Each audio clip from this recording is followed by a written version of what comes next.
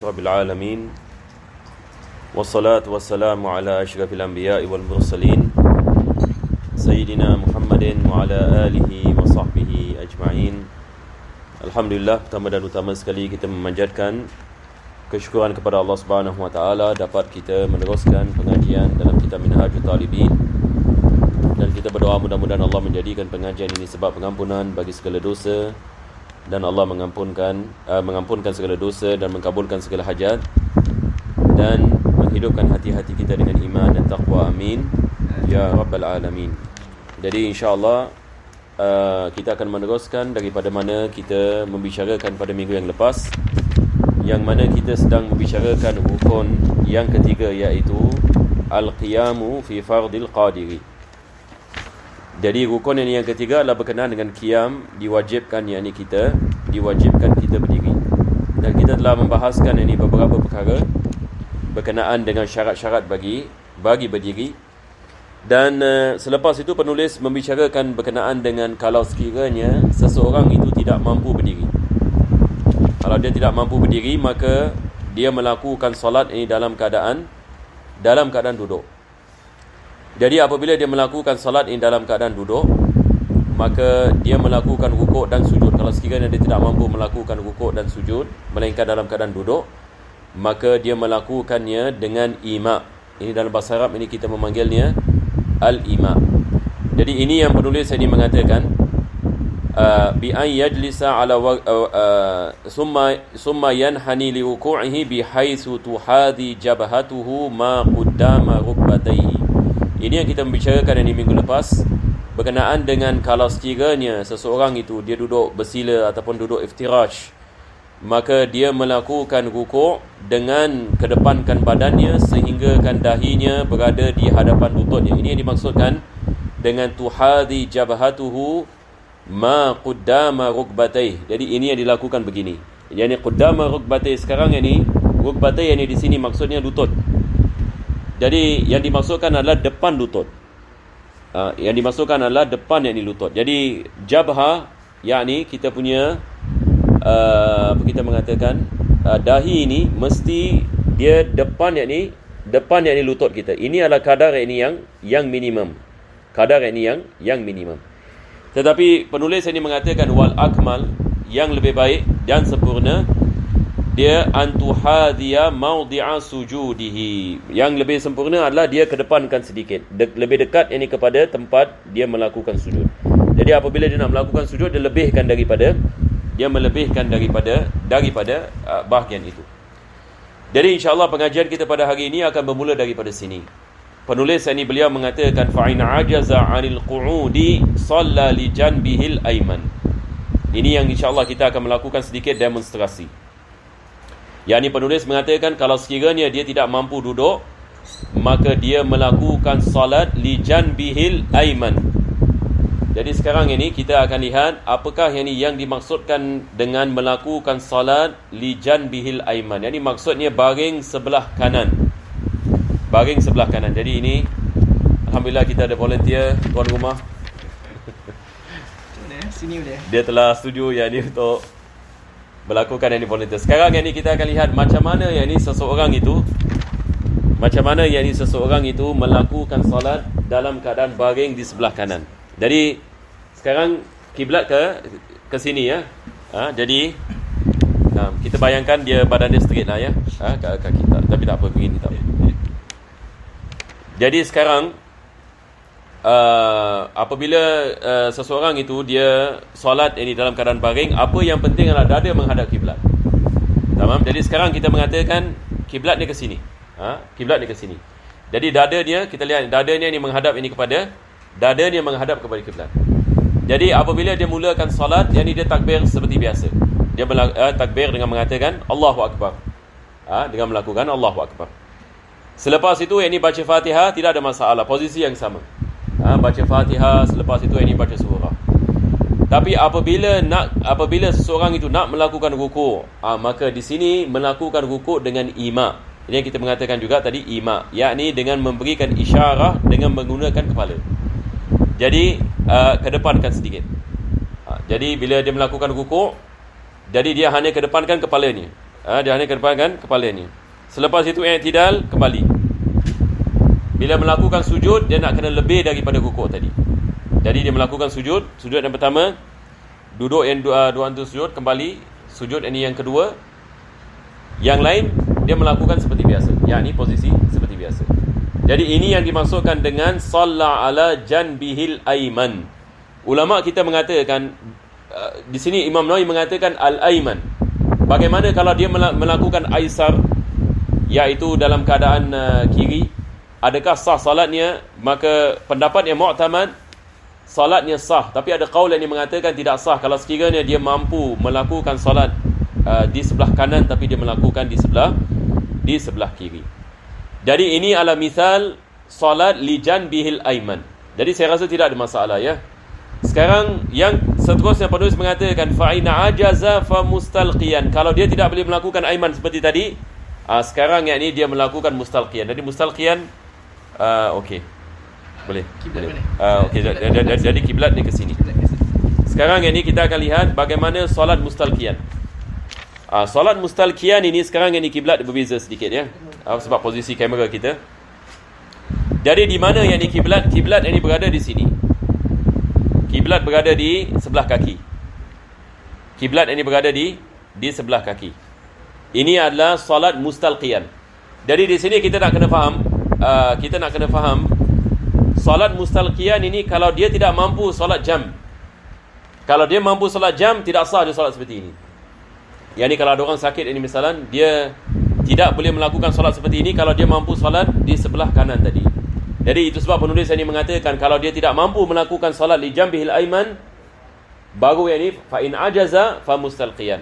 Kalau dia tidak mampu ini melakukan sebelah kanan, baru dia melakukan mustalqiyan. Baik, sekarang ini kita nak faham sekarang bagaimana yang ini seseorang ini nak melakukan solat yang ini terlentang seperti ini.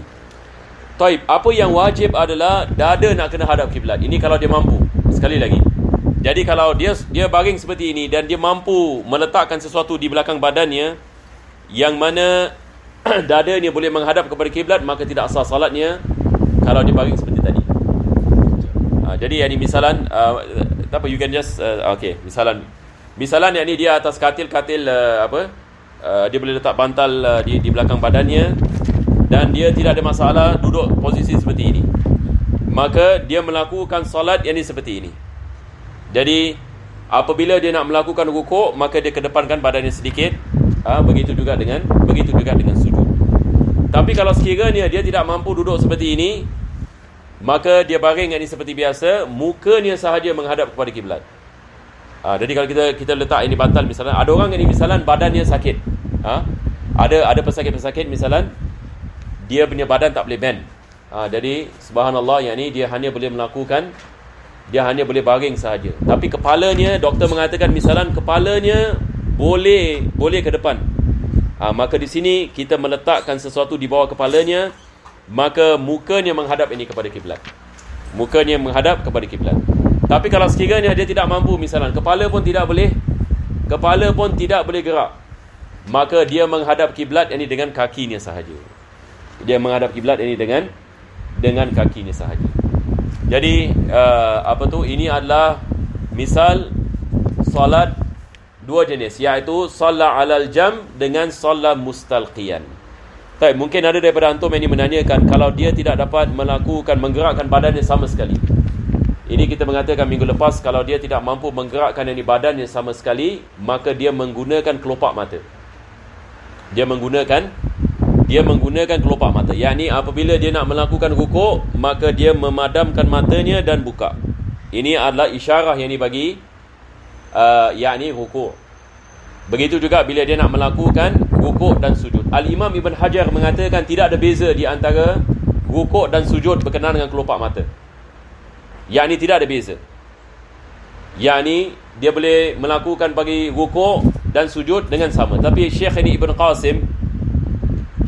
Qasim dan Syekh ini Al-Qalyubi mengatakan bagi sujud nak kena lama sedikit lebih daripada rukuk. Ini apa maksudnya? Yang ni bila kita pejam ini kita punya mata. Yang ni Syekh ini Ibn Qasim ini mengatakan bagi sujud nak kena lebih lama daripada rukuk. Tetapi yang ni ulama kita kebanyakan seperti biasa, yang ini lebih cenderung kepada pendapat dari Syekh Ibn Hajar. Begitu dengan Syekh Ramli yang mengatakan perkara yang sama, iaitu tidak ada beza di antara rukuk dengan sujud berkenaan dengan ajfan. Ini dalam bahasa Arab kita panggil al-ajfan, yakni kelopak mata. Boleh insya-Allah. Tapi kalau sekiranya seorang mengatakan misalnya kelopak mata pun tak boleh, dia tidak boleh menggerakkan ini kelopak matanya, maka dia solat dengan hatinya. Dia solat ini dengan hatinya, yakni hatinya niat ini rukuk, yakni niat ini sujud dan sebagainya. Dan kita dalam Islam, selagi mana akal itu wujud, solat tetap diwajibkan. Walaupun ini dia tidak mampu bergerak, walaupun dia tidak mampu yakni menggerakkan kelopak mata dan sebagainya, tetapi adanya akal ini maksudnya adanya taklif.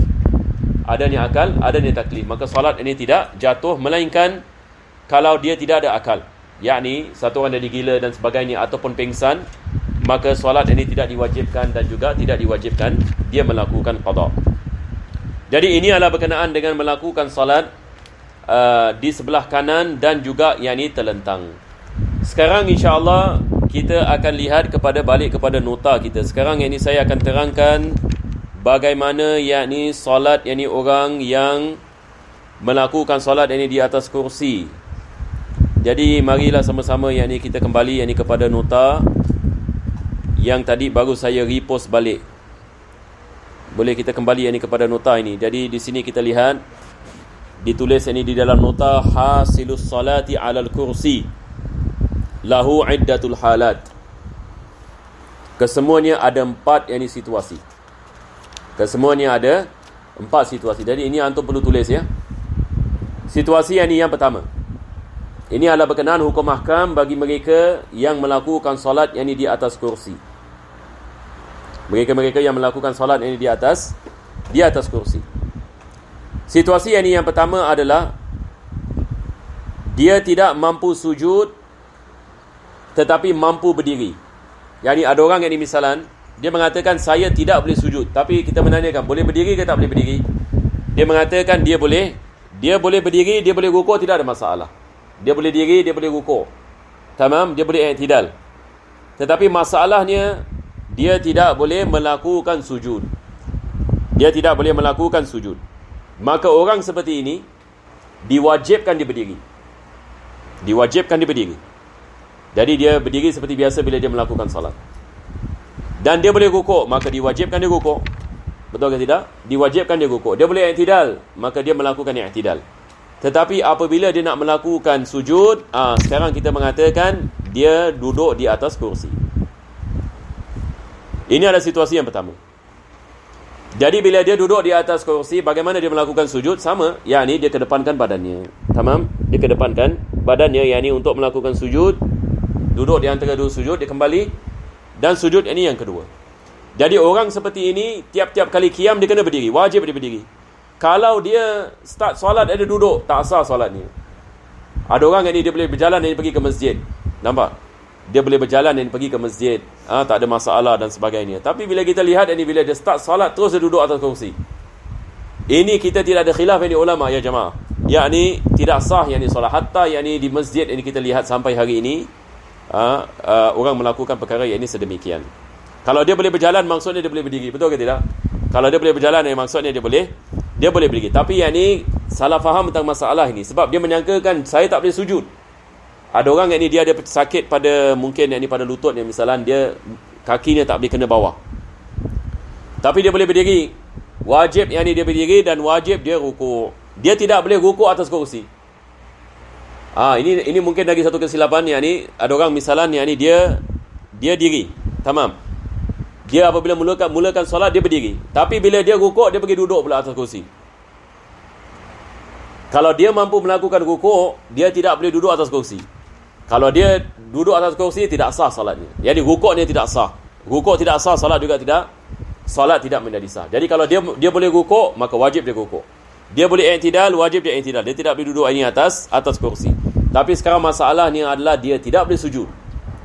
Kalau dia tidak boleh sujud, maka sekarang kita mengatakan baru dibolehkan ini dia duduk di atas kursi. Jadi ini adalah perkara yang pertama. Jadi antum dah tulis insya-Allah. Jadi just tulis ini khulasahnya. Ini adalah perkara yang pertama. Yang kedua, dia mengatakan kalau saya solat duduk, saya boleh sujud. Kalau saya solat duduk, saya tidak ada masalah yang melakukan sujud. Dan kalau saya solat yang berdiri, saya tidak mampu yang melakukan sujud. Boleh faham ini keadaan? Sekarang ini dia mengatakan kalau dia solat duduk dia boleh sujud. Tapi kalau dia solat berdiri, dia tidak mampu yang melakukan sujud. Ini maksudnya dia ada penyakit yang mana dia tidak boleh melakukan sujud daripada berdiri. Tapi kalau dia duduk, dia mampu yang melakukan sujud. Ini adalah keadaannya. Jadi bagaimana dia melakukan salat? Dia melakukan salat sama dengan keadaan yang pertama. Yakni kalau dia mengatakan saya boleh berdiri, maka dia salat dalam keadaan berdiri. Jadi dia boleh rukuk, tidak ada masalah. Dia boleh i'tidal. Tapi apabila dia nak melakukan sujud, dia duduk atas kursi. Sebab ini dia tidak mampu melakukan sujud. Boleh insya-Allah? Ya. Kalau dia tidak berdiri nama, yang dia diri kadar yang dia mampu. Ya. Ya. Ya. Kadar yang dia duduk. Ini kita ada khilaf Ibn Hajar Ibn Ramli. Minggu lepas kita bicarakan tentang khilaf kan. Masalah khusyuk. Ada orang mengatakan kalau saya berdiri, saya boleh berdiri tapi tak boleh khusyuk dalam solat. Ini ada khilaf ini di antara Ibn Hajar Ibn Ramli. Imam Ramli mengatakan boleh duduk. Kalau dia mengatakan kalau saya berdiri, saya tidak dapat khusyuk dalam solat. Sebab sakit, sebab dia tak boleh lama. Ini kita ada khilaf ini Ibn Hajar Imam Ramli. Jadi ala kulli hal, kalau dia mampu berdiri, wajib dia berdiri. Jadi kalau dia tidak mampu, maka dia standby kursi. Yang ni dia boleh melakukan duduk kalau dia tidak mampu yang ni berdiri. Jadi keadaan yang kedua boleh faham insya-Allah ya. Keadaan yang kedua, dia mengatakan kalau saya berdiri, saya boleh berdiri, tapi kalau saya berdiri saya tidak boleh melakukan sujud daripada berdiri. Tapi kalau saya solat duduk, saya boleh melakukan sujud daripada solat duduk. Jadi mana kita kedepankan? Kita kedepankan duduk ataupun berdiri? Kita kedepankan berdiri. Yang ini kita mengatakan kepadanya, awak berdiri. Jadi apabila nak melakukan sujud, awak duduk atas kursi dan melakukan ima. Sama seperti situasi yang pertama. Situasi yang ketiga adalah dia tidak boleh berdiri dan i'tidal dan rukuk. Semua tak boleh. Dan tidak boleh sujud. Ini semua tak boleh. Yang ini dia mengatakan saya tak boleh berdiri, saya tak boleh rukuk, saya tidak boleh i'tidal dan saya tidak boleh sujud. Maka orang seperti ini dia solat di atas kursi. Dia solat yang ini di atas kursi. Daripada awal. Yakni dia takbir dalam keadaan duduk. Sebab dia mengatakan saya tak boleh berdiri sama sekali. Ini seperti orang dalam kursi roda misalan. Dia memang tak boleh berdiri. Khalas. Dia punya solat all the way duduk. Jadi bila dia nak rukuk, dia melakukan ima, i'tidal, sujud sampai habis. Jadi ini tidak ada masalah. Tamam? Yang keempat, dia mampu yang ni untuk melakukan sujud kalau dia solat duduk. Dan dia tidak mampu berdiri. Dia tidak mampu berdiri. Dia tidak mampu rukuk dan i'tidal. Tapi dia mengatakan kalau saya solat duduk, saya boleh sujud. Ini kita nak ada concentrate sikit ya, situasi ini. Ini mungkin ada orang yang ini salah faham ini berkenaan dengan keadaan seperti ini. Sekarang ini apa dia mengatakan? Dia mengatakan saya tidak boleh berdiri. Saya tidak boleh berdiri. Tapi saya boleh duduk. Baik, kita menanyakan soalan ini, awak kalau solat duduk, awak boleh sujud atau tak boleh sujud? Dia mengatakan kalau saya solat duduk atau yang ni duduk bawah yang ni, saya boleh melakukan sujud. Maka dalam keadaan seperti ini wajib dia melakukan solat duduk di bawah. Tidak dibolehkan dia duduk atas kursi. Tidak dibolehkan dia melakukan solat atas kursi. Apa sebabnya? Sebab dia boleh sujud. Kalau dia melakukan solat atas kursi, bagaimana dia sujud? Kalau dia melakukan solat atas kursi ini, bagaimana dia sujud? Dia sujud dengan melakukan ima. Tapi sekarang dia mampu sujud ke tidak? Dia mampu melakukan sujud. Maka wajib dia solat dalam duduk di mana? Duduk di bawah. Supaya dia dapat melakukan sujudnya dengan sempurna. Ini mungkin ada orang yang ini tersilap pandang yang ini dekat sini. Sebab ini kita lihat ada orang yang ini misalan dia mengatakan saya tak mampu berdiri, terus kerusi. Tak, kita nak lihat dia boleh sujud ke tak boleh sujud. Sebab ada orang dia tak boleh diri tapi boleh sujud. Dia boleh duduk, dia boleh sujud, tapi dia tak boleh diri, tapi dia boleh sujud. Maka wajib dia solat atas bumi. Wajib dia duduk atas bumi, bukan duduk atas kursi. Sebab kalau dia duduk atas kursi, dia tidak dapat melakukan sujudnya dengan sempurna. Sedangkan dia mampu melakukan sujud. Boleh insya-Allah. Ni ada khilaf tak? Untuk orang yang tak tahu ni kan, ada khilaf. Tidak, kita tidak ada khilaf ini. Sebab dia punya kaedah dalam masalah ini, sujud itu wajib di atas bumi. Cuma kalau sekiranya seseorang itu tidak mampu melakukan sujud, baru dia boleh melakukan ima. Tapi kalau dia mampu melakukannya, maka dia tidak boleh melakukan ima. Jadi dia punya kaedah ini sentiasa kita balik ini kepada asal solat. Ini maksudnya, kalau dia boleh qiyam, wajib dia qiyam. Sebab itu asal kewajipan. Kalau dia boleh rukuk, wajib dia rukuk.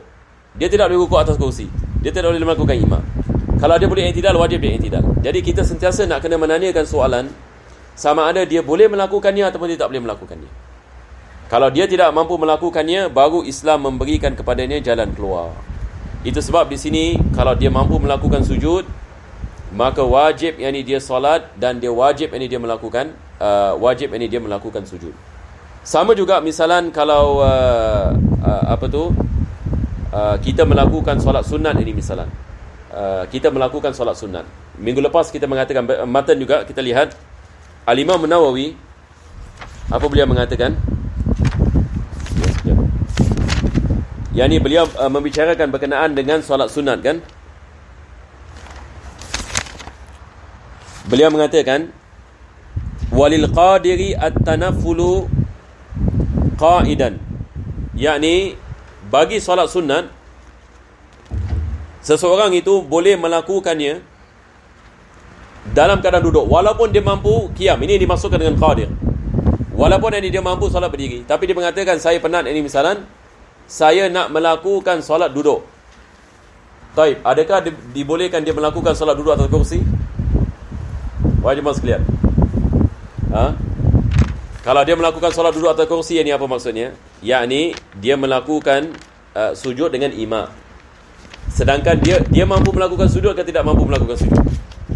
Dia mampu melakukan sujud. Jadi bagaimana dia melakukan solat? Dia melakukan solat duduk di bawah, bukan duduk atas kursi. Boleh insya-Allah. Tapi kalau sekiranya dia mampu melakukan sujud, tetapi dia duduk atas kursi melakukan ima, maka ini tidak sah solatnya, kita mengatakan. Jadi di sini juga kita harus faham, penulis mengatakan walil qadiri tanaffula qa'idan. Dia ada pilihan, sama ada dia nak melakukan solat qiyam ataupun duduk.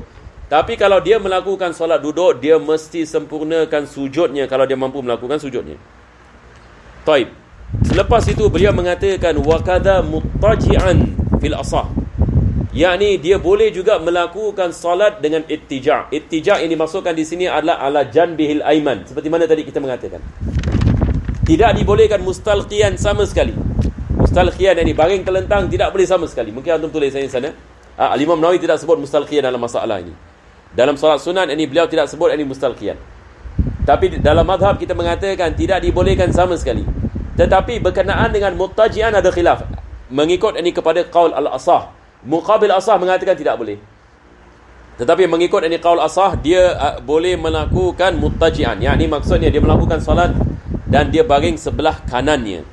Baik, sekarang kita menanyakan macam mana dia nak melakukan solat. Kalau sekarang tadi Zaki baring kan tadi, dia baring sebelah kanan. Sekarang kalau dia nak dia takbir dalam keadaan baring. Dia baca Fatihah, baca surah dalam keadaan baring. Sekarang dia nak melakukan rukuk. Jadi bagaimana dia melakukan rukuk? Maka dalam keadaan seperti ini wajib dia nak kena bangun dan dia duduk dan rukuk begini. Ini kalau dia melakukan salat dalam keadaan baring. Dia tidak boleh rukuk dengan hanya menggerakkan kepalanya. Apa sebabnya? Sebab dia mampu melakukan rukuk dalam keadaan duduk. Jadi wajib dia bangun dan dia melakukan rukuk dalam keadaan duduk dengan imam. Dan apabila dia melakukan sujud, Sujud tidak boleh imam. Sekarang yang ni dia mampu yang ni melakukannya, maka diwajibkan yang ni dia sujud seperti biasa. Boleh kita faham insya-Allah? Ada siapa-siapa perlukan demonstration? Tak perlu ya? Boleh faham insya-Allah? Ya. Nak rukuk tu dia Bangun. Wajib. Wajib. Dia tidak boleh. Dia nak kena bangun yang ni, dia tak, he cannot tak boleh gini lah. Tak, ini kita mengatakan pertama sekali dia mampu. Ini kita membicarakan bukan orang sakit ya. Kita membicarakan tentang orang dia boleh berdiri sekarang. Berdiri boleh, dia boleh berdiri, dia boleh duduk, tapi dia pilih nak baring. Mengikut pendapat asah, dia boleh baring. Tetapi wajib yang ni dia nak kena bangun bila dia melakukan rukuk. Masa dia bangun pun dada always must. Betul. Jadi dada sentiasa dalam masalah kiblat, bukan muka. Masalah kiblat kita nak kena hafal ini. Semua yang ini dada. Hatta mustalqiyan, seperti mana tadi kita mengatakan baring terlentang pun dada juga. Kalau dia mampu dada menghadap kiblat, wajib yang ini dada ni menghadap kiblat. Dia mesti tak bantal ini kat belakang. Ataupun kalau dia solat ini atas katil hospital, masya-Allah tidak ada masalah. Dia hanya tekan butang saja. Tapi dada dia yang ini nak kena yang ini ke atas. Jadi ini adalah bahagian yang berkenaan dengan rukun yang ketiga. Jadi insya-Allah kalau tidak ada apa-apa, kita hari ini kita masuk yang ini kepada pengajian yang seterusnya. InsyaAllah boleh satu orang baca. Ya. Tadi balik kepada nota antara poin yang kedua dengan yang keempat, kan kita kedepankan qiyam lah daripada sujud. Betul. Sekarang yang ni kalau kita lihat ini apa nombor 3 yang tadi. Nombor 2 dan 4. Dia mengatakan dia tidak boleh berdiri. Dia boleh berdiri, tapi dia mengatakan kalau saya solat berdiri, saya tidak boleh sujud. Yang ni dia tidak boleh turun daripada qiyam. Ini biasanya orang ada sakit lutut misalnya. Dia mengatakan saya boleh berdiri, tapi masalahnya bila saya berdiri saya tak boleh turun. Saya tidak boleh melakukan sujud. Tapi dia mengatakan saya pun boleh solat duduk. Saya kalau boleh solat duduk dan saya boleh melakukan sujud daripada duduk, saya boleh daripada duduk boleh melakukan sujud. Jadi di sini kita kedepankan yakni qiyam i'tidal dengan rukuk. Kita kedepankan qiyam i'tidal dengan rukuk daripada sujud. Nah. Ya saya?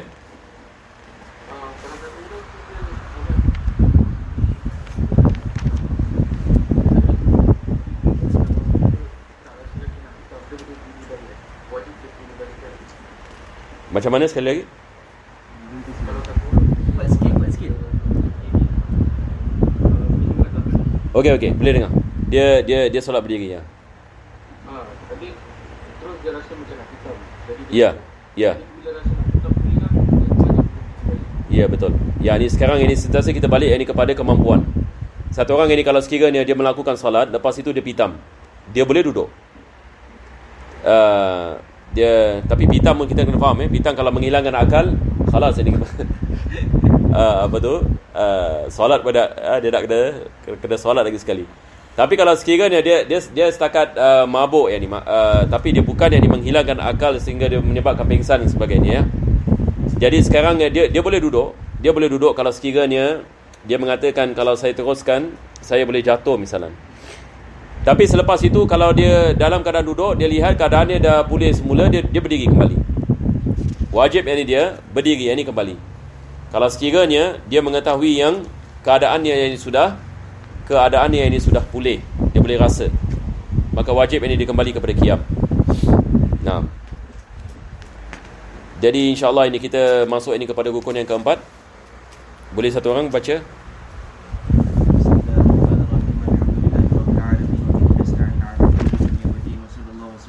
سيدنا محمد وعلى آله وصحبه أجمعين. قال الشيخ المؤلف وأدم الله نفع به وبكم في الدارين آمين. رضي الله عنكم وقال رضي الله عنه.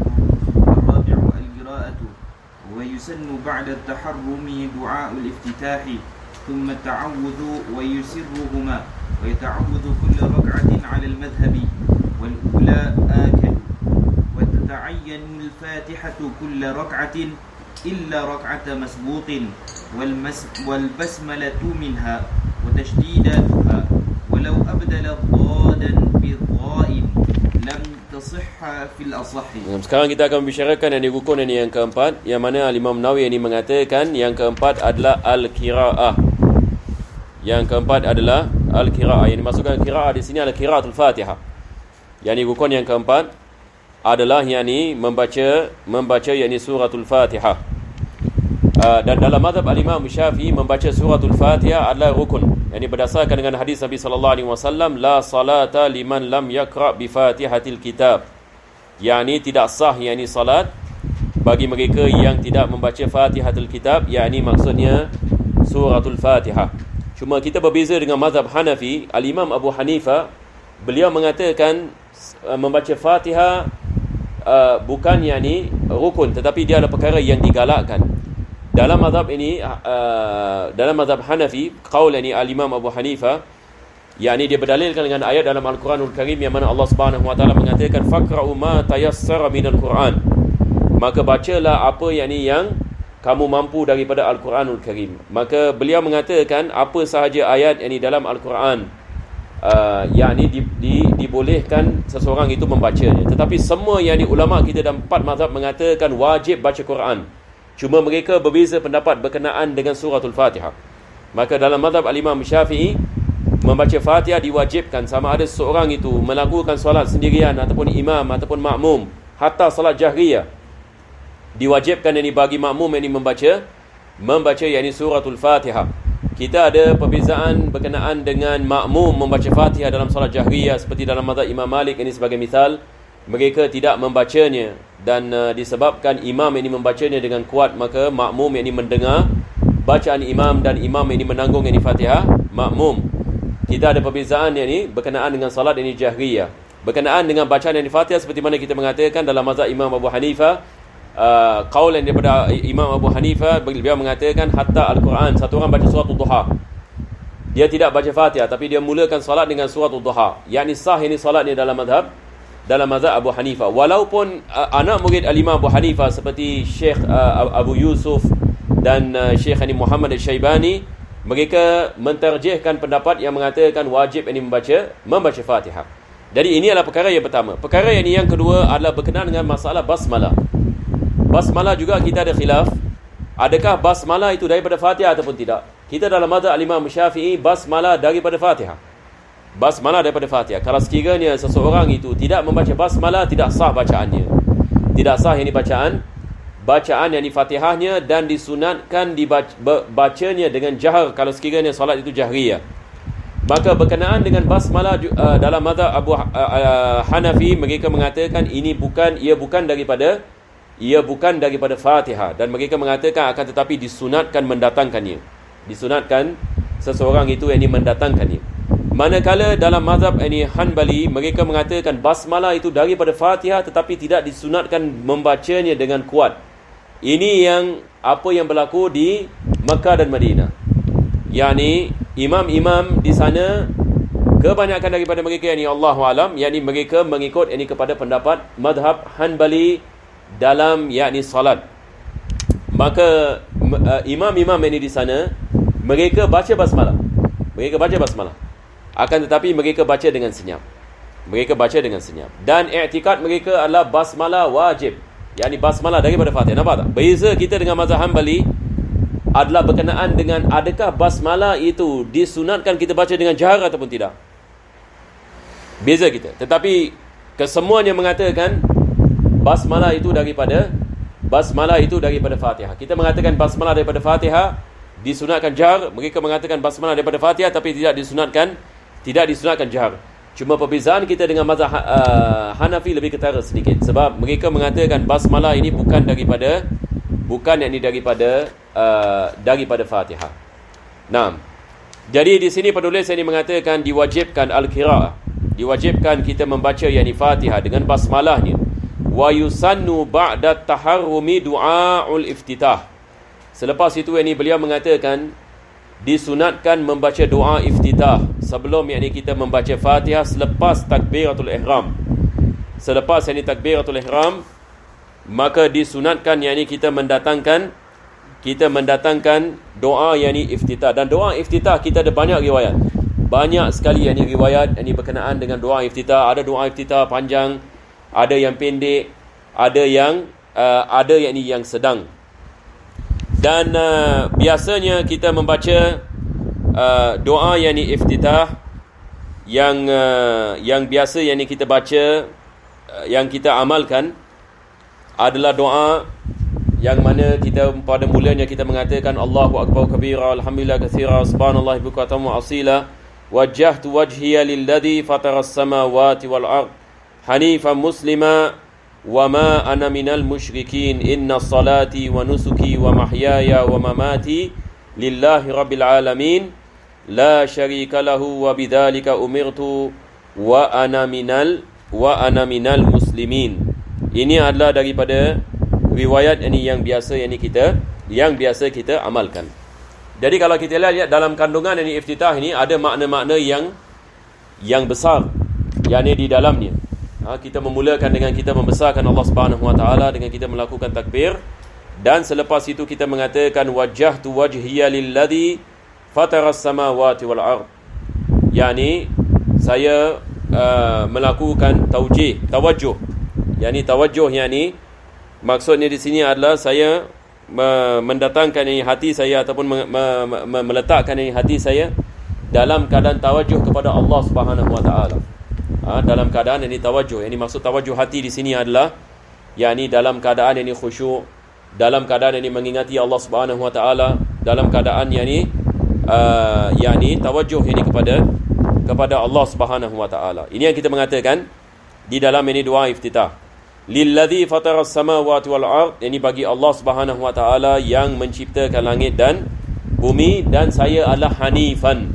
Kita mengatakan dalam iftitah hanif. Hanif ini maksudnya seseorang yang sentiasa yakni cenderung yakni kepada kebaikan, seseorang yang cenderung yakni kepada tauhid, kepada mengesahkan Allah Subhanahu Wa Taala. Ini kita mengatakan orang ini adalah hanif. Kita mengatakan hanifan muslima. Ini kita lihat dalam Al-Quran Allah menyifatkan Nabi Ibrahim AS. Allah mengatakan wa ma kana minal musyrikin. Sebelum itu Allah mengatakan hanifan musliman. Nabi Ibrahim AS hanif, yakni dia cenderung yakni kepada kebaikan, cenderung yakni kepada keesaan Allah Subhanahu Wa Taala, dan dia adalah muslim. Yang dimaksudkan dengan muslim adalah mustaslim, iaitu seorang yang menyerah diri kepada Allah Subhanahu Wa Taala. Jadi maksud daripada muslim di sini adalah seorang yang menyerah dirinya kepada Allah Subhanahu Wa Taala, yang melakukan istislam. Musliman wa ma ana minal musyrikin, dan bukanlah aku daripada orang yang syirik kepada Allah Subhanahu Wa Taala. Dan selepas itu yakni biasanya saya mengatakan ini macam pledge ini kehidupan. Doa iftitah ini ibarat ini macam pledge. Macam kita pergi sekolah ini tiap hari kita ada pledge. Ini kita masuk solat, ini kita punya pledge. Pledge ini tentang maksud hidup kita. Jadi apa kita mengatakan? Kita mengatakan inna salati wa nusuki wa mahyaya. Ini kita mengingatkan kepada diri kita ini tentang maksud hidup kita. Sesungguhnya solat aku, ibadat aku, kehidupan aku, kematian aku, segala-galanya adalah kerana Allah. Yang ini maksudnya kita hidup kerana Allah, kita mati kerana Allah, kita solat kerana Allah, kita ibadat kerana Allah, kita kahwin kerana Allah, kita bekerja kerana Allah. Ini maksudnya segala amalan yang kita melakukan adalah kerana Allah Subhanahu Wa Taala. Ini yang dimaksudkan dengan istislam. Yakni maksudnya kita menyerah diri kepada Allah Subhanahu Wa Taala. Daripada Allah ini kita diciptakan, dan kepada Allah ini kita serah diri. Jadi makna-makna ini dia adalah makna-makna yang menerangkan kepada kita tentang maksud yakni kehidupan. Wa nusuki wa mahyaya wa mamati lillahi rabbil alamin.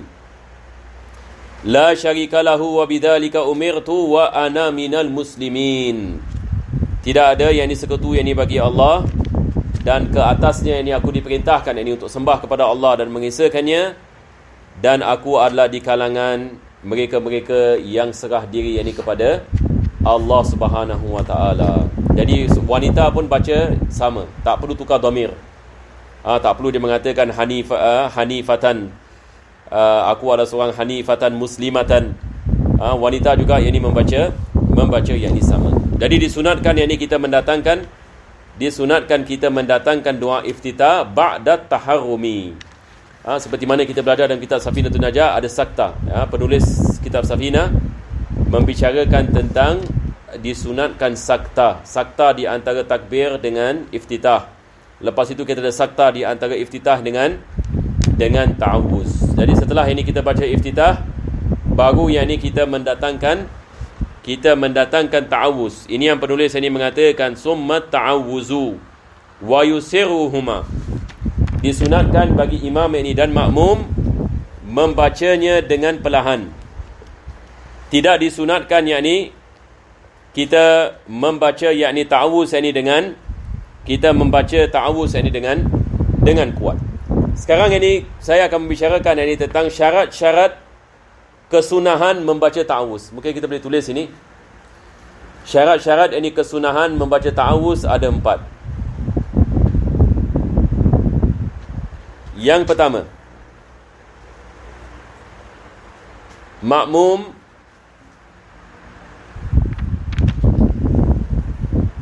mendapatkan qiyam bersama imam.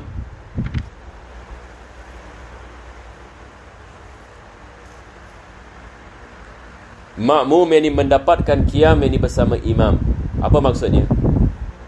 Kalau satu orang ini dia masuk solat, imam sedang rukuk,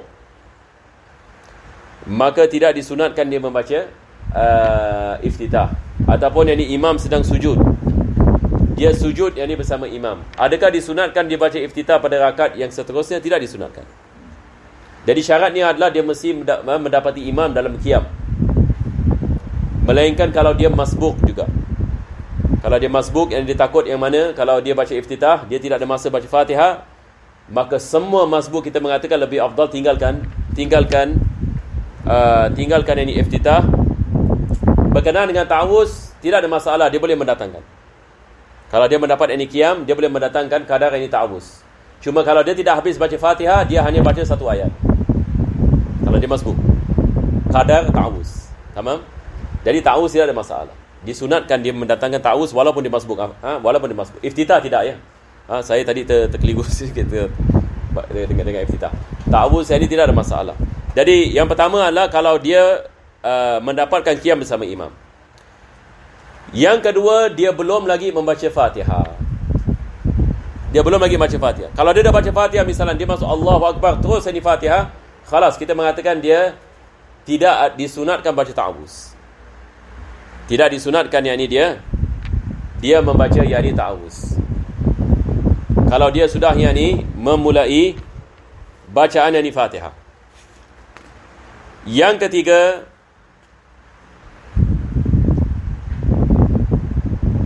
kalau sekiranya dia takut ini tidak ada masa untuk menghabiskan Fatihah, yakni masbuk, dia mengatakan kalau saya membaca ta'awuz, saya takut sebahagian daripada Fatihah nanti tak habis, maka lebih afdal dia tinggalkan ta'awuz, dia terus ini baca Fatihah supaya dia dapat baca Fatihah sepenuhnya. Yang keempat, dia takut habis waktu solat. Yakni kalau waktu solat ini lagi sikit beberapa minit, maka dia takut kalau dia mendatangkan ta'awuz ini misalan dia akan terlepas ini waktu solat, maka dia boleh meninggalkan yakni ta'awuz. Jadi ini adalah syarat yakni kesunahan yakni membaca ta'awuz. Lagi satu perkara berkenaan yakni dengan ta'awuz, berkenaan dengan bacaan Al-Quranul Karim. Disunatkan kita membaca ta'awuz apabila kita nak membaca Al-Quranul Karim. Kalau sekiranya kita membaca daripada awal surah, disunatkan kita membaca ta'awuz dan basmalah. Disunatkan kita membaca ta'awuz dan basmalah, baru kita membaca surah. Akan tetapi kalau sekiranya kita membaca Al-Quran daripada pertengahan surah, hanya disunatkan bacaan ta'awuz sahaja, tidak disunatkan basmalah. Boleh faham insyaAllah? Sekarang ini misalan satu orang ini baca surah Al-Baqarah, kalau dia baca daripada Alif Lam Mim, maka disunatkan dua perkara. Pertama sekali ta'awuz, kedua ada basmalah. Tapi kalau dia mula bacaan yang ni daripada dia mula yang ni bacaan yang ni daripada ayatul kursi yang ni sebagai misal, ataupun yang daripada juz yang ni yang kedua, sayaqulu sufaha'u minan nas, maka hanya disunatkan ta'awuz, tidak disunatkan dia membaca basmalah. Dan begitu juga ta'awuz hanya disunatkan bacaannya satu kali kalau dia melakukannya di luar salat. Yani misalan kalau satu orang yang baca tadarus dan dia dah baca basmalah, maka tidak ta'awuz tidak disunatkan yang ini dia membaca ta'awuz yang ini sekali lagi apabila datang yang ini masanya untuk membaca yang ini Al-Quran, sebab yang ini dia sudah yang ini membaca ta'awuz yang ini pada kali yang pertama. Ini adalah sebahagian daripada perkara-perkara yang disebutkan ini oleh para ulama berkenaan dengan yakni syarat ini membaca ta'awuz dan juga ini basmalah. Baik. Jadi penulis mengatakan disunatkan kita membacanya dengan senyap. Wa yata'awwadhu fi kulli raka'atin. Alal madhab. Disunatkan kita membaca ta'awuz pada tiap-tiap rakaat. Sebab tiap-tiap rakaat adalah bacaan yang baru. Ini beza sedikit. Ini masalah tadarus tadi berbeza ya. Tadarus ini maksudnya dia masih baca Quran. Tapi sekarang dalam salat yang ni kita dah rukuk, kita ada i'tidal, kita ada zikir-zikir dan sebagainya. Maka bila kita naik pada rakaat yang seterusnya, maka disunatkan yang ni kita mendatangkannya. Ini penulis ini mengatakan alal madhab, yakni mengikut yang ni kepada ini kita ada sedikit yang ni khilaf berkenaan dengan masalah ini, tetapi ini adalah pendapat yang ni mu'tamad di dalam ini madhab. Wal ula akadu, berkenaan dengan rakaat yang pertama lebih ditekankan, sebab qaul muqabil yang mengatakan hanya ta'awuz diwajibkan disunatkan pada rakaat yang pertama. Hanya yang disunatkan ini pada rakaat yang pertama. Sebab ini mereka menganggap satu kali yang ta'awuz yang bagi bacaan yang bagi kesemuanya salat. Tapi yang ulama yang lain mengatakan hukumnya ini berbeza pada tiap-tiap rakaat. Ini disebutkan yang oleh Khatib ini Syirbini. Khatib Syirbini yang dia mengatakan li'anna iftitah al-qira'ati fi salati innama huwa fiha. Sebab ini pada tiap-tiap rakaat ada iftitah bagi bacaan, yakni pembukaan yang bagi bacaan Al-Quranul Karim. Dan dia mengatakan qaul muqabil wasani yata'awwadhu fil ula faqat. Yakni qaul yang kedua, qaul muqabil yang mengatakan baca ta'awuz pada rakaat yang pertama sahaja. Sebab apa? Dia mengatakan li'anal qira'ata fis salati wahidatun. Sebab bacaan dalam Al-Quran dikirakan ini sebagai satu bacaan. Wallahu alam ini bis-salat bis-sawab. Selepas itu penulis mengatakan wa yata'ayyanul fatihatu fi kulli raka'atin illa raka'ata masbuq. Jadi insya-Allah kita akan tangguh ini pada pengajian kita yang akan datang. Dan kita ada hadis-hadis Nabi sallallahu alaihi wasallam berkenaan yang ini dengan kewajipan yang ini membaca suratul Fatihah. Tadi saya mengatakan la salata liman lam yaqra bi Fatihatil kitab. Ini hadis ini diriwayatkan oleh Imam Bukhari dan Muslim. Dan juga kita ada riwayat ini Ibn Khuzaimah dan Ibn Hibban. Nabi sallallahu alaihi wasallam mengatakan la tujzi'u salatun la yuqra'u fiha bi Fatihatil kitab. Yani salat ini tidak sah kalau tidak dibaca di dalamnya Fatihatul Kitab. Sallallahu ala sayyidina Muhammadin wa ala alihi wa sahbihi wasallam. Alhamdulillahirabbil alamin.